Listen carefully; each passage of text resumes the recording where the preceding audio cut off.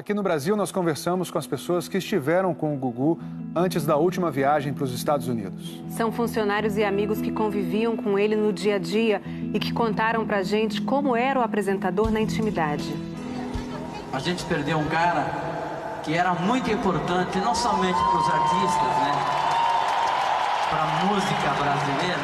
No palco, a homenagem dos amigos.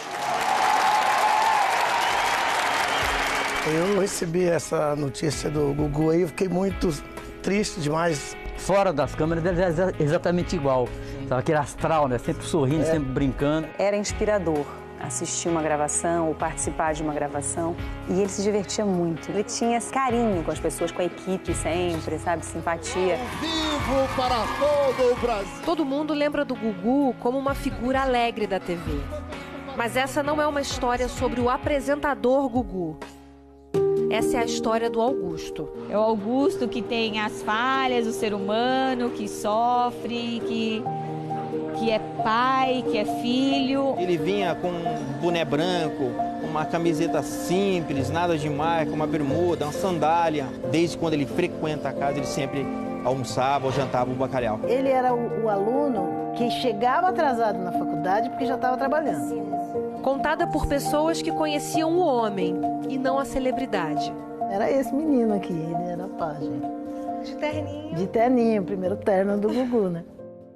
Esse é o escritório do Gugu em São Paulo. E o Fantástico veio até aqui e conversou com amigos íntimos do apresentador que contaram como era Augusto Liberato longe das câmeras e revelaram uma paixão recente de Gugu. Ele estava se transformando num artista plástico. Ele foi num cruzeiro e tinha um quadro desse, mas muito grande, feito com rolhas.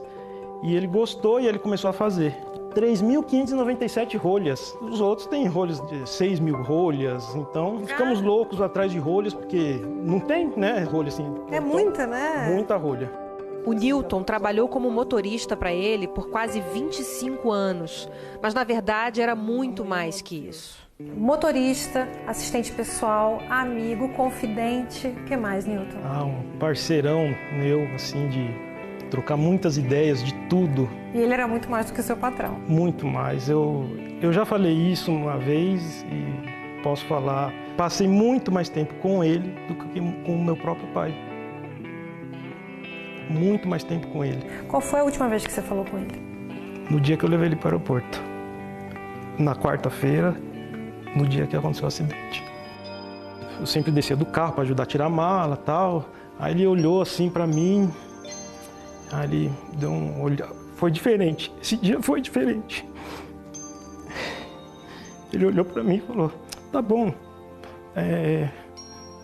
Vamos falando, que nem ele sempre falava. Vamos falando, qualquer coisa você me chama. Aí eu: tá bom, patrão, boa viagem. Ele conta que Gugu era carinhoso com todo mundo, adorava o contato com os fãs. Ele ganhava muito presente, né? Lembranças para ele. Ele guardava mesmo. Guardava. Que, aliás, ele não tratava como fãs. A Simone que o diga. Eu já nasci amando o Gugu. Eu lembro que eu levei um pintinho amarelinho e ficava lá no camarim dele. Ela criou um fã-clube para ele, mas quando conheceu o ídolo, acabou fazendo um amigo.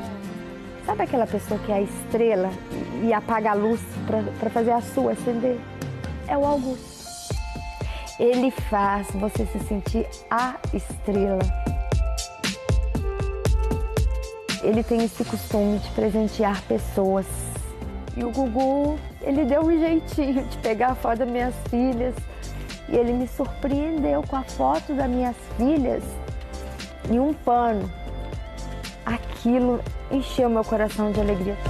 Ao longo dos anos, foram vários presentes, como esse olho grego que ele trouxe para ela de uma viagem e até um carro. Nunca pedi nada pro Gugu, nada. Meu carro tem a assinatura dele, frente e verso. Mas essa não é a única homenagem com a assinatura dele. E aí eu fiz a tatuagem. Foi uma forma que eu vi de gratidão para com ele. Gugu é um pedaço de mim. Gugu faz parte da minha família. E a família era muito importante para ele. Os pais da Marcela e os do Gugu saíram da mesma aldeia em Portugal para morar na mesma rua em São Paulo. Seu pai, então, conheceu o Gugu pequenininho? Conheceu o Gugu pequenininho e a família inteira dele. E sempre falando muito da mãe. O amor que ele tem por aquela mãe é um amor assim que eu falo que são poucos os filhos que tem. Essa senhora que está aqui do meu lado é a minha mãe. Manda um beijo. Beijinho.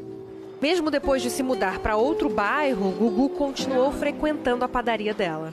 Sempre muito simpático, já ia pro lugarzinho dele dos pães. Quem parava ele conversava, comprava e ia embora. Simples, muito discreto. Quem também sabia dos gostos do Augusto é o Alex. Tinha sempre o bacalhau preferido dele, que sempre já vinha, Alex, você já vai me preparando aquele bacalhau, já sabia que é um bacalhau assado, né? Era o prato do Gugu, todo mundo sabia. É o prato principal, o bacalhau assado na brasa, que ele adorava. E ele ainda guarda no celular a última foto que tirou com o freguês. É uma foto na adega, né, que nós tiramos, ele escolhendo alguns vinhos. O Augusto gostava massa. Massa. Massa. E o vinho, né? Um bom vinho, só que ele tinha a briga com a balança. Então a gente tem que tomar cuidado. De família católica, Gugu era um homem de fé. Eu me lembro a primeira viagem que eu fiz com ele em Jerusalém. Ele pediu, padre, você não me batiza? Eu falei, Gugu, você já é batizado, mas eu gostaria de fazer novamente lá em Jerusalém. Ele comentava comigo, sabe, padre, um dia eu quero ser pai. Então a maior alegria foi quando nasceu o filho. E aí ele pediu, padre, você batiza? Eu falei assim, Gugu, você é o maior prazer.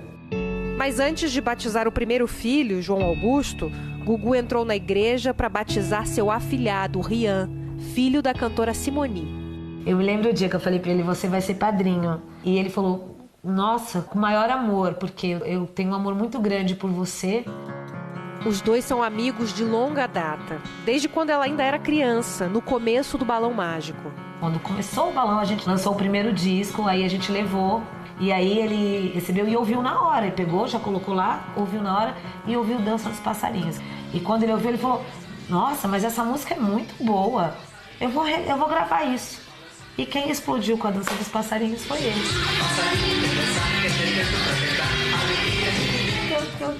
É muito Gugu, né? Muito, muito. As famílias foram vizinhas por muitos anos, antes dos Liberato se mudarem para os Estados Unidos.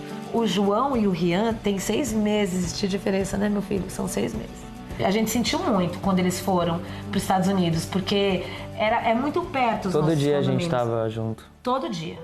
Dindo amigo e Dindo linha dura. Como é que era esse Dindo rígido? Então, tipo, ele não deixava dormir tarde. Ele entrava no quarto e a gente fingia que tava dormindo. Aí ele saía e a gente acordava. O que você disse nessa despedida? Que eu sinto saudades dele, que tipo, eu acho que a gente devia ter conversado mais. Se pra gente é difícil, eu imagino pra vocês. É bem difícil mesmo.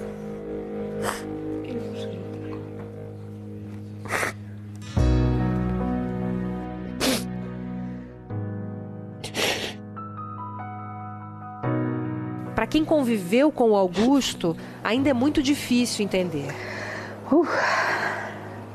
Tava aqui me controlando, difícil, né?